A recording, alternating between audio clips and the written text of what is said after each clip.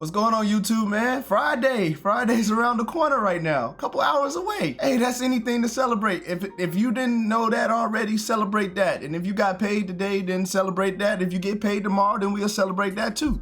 But in this video, man, we're gonna talk about this new nav admin that dropped about the COVID-19 virus. We're gonna go over some facts like we always do. We're gonna pull up the resources and yeah, let's get into it.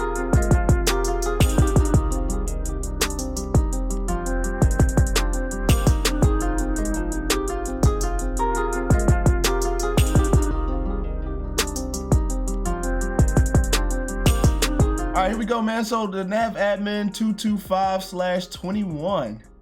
Nothing out the ordinary. The purpose of this nav admin announces the assignment of the Chief of Naval Personnel as the COVID Consolidation Disposition Authority.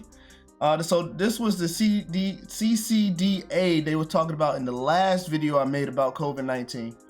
And it provides the procedural guidance and the requirements for administrative deposition of the individual Navy service members, active duty and selected reserves who are not fully vaccinated per these references. So what we was definitely going through last time, it was just a whole bunch of what happens to the people who don't want to get vaccinated. Those questions are going to be answered in this video. So let's get into the meat and potatoes. Refusing the vaccine. The Navy service member refusing the vaccine is one who has received a lawful order to be fully vaccinated against COVID-19, is or will not be fully vaccinated on the date required by the order, and does not have a pending or approved exemption request per the references. So fully vaccinated are the people who were vaccinated 2 weeks after completing the approved COVID-19 vaccination series. So what is a senior leader? They're pretty much saying that this is who they're talking to, and these are the people who have to enforce these rules. So the deadline, if you didn't know, is COVID-19 no later than 28 November 2021. That's fully vaccinated for all active duty service. And so the Ready Reserve Navy service members no later than is 28 December 2021.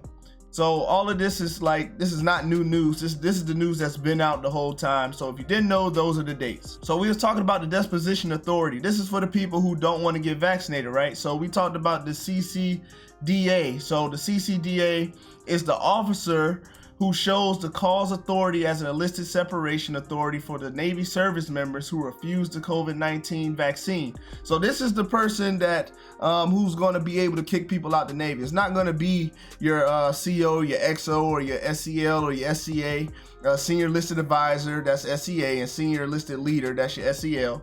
So this authority is literally going to be the end of your paperwork route. So your CO will be able to start the paperwork, but your CO is not going to be the actual one to process you out the military. So this right here is like literally seeking out all the rules, and it's laying things out. It says the CCDA may seek recoupment of applicable bonuses, specials, the incentive pays, the cost of training and education for the service member refusing the vaccine. So like the military would take all that money back that they put into you to get qualified. So like this is a real big deal because they're considering this a misconduct.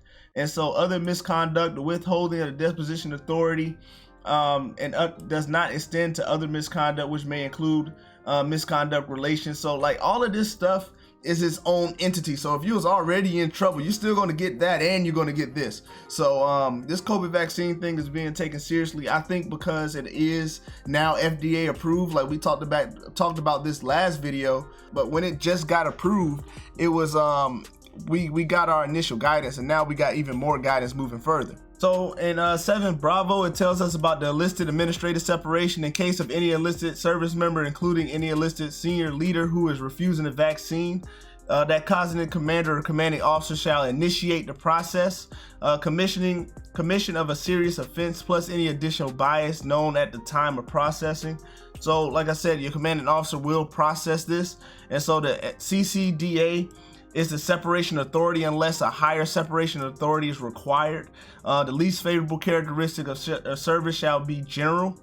So you will get a other than honorable. You won't get an honorable discharge. You'll get the one under that. You'll get a general. If you decide not to get the vaccine, you're not going to get an honorable discharge. That was a big question. The Navy just answered this. You'll get a general separation. And then it says enlisted service members separated under this subparagraph will not be eligible for involuntary separation pay and will be subject to recoupment of any unearned special or incentive pays.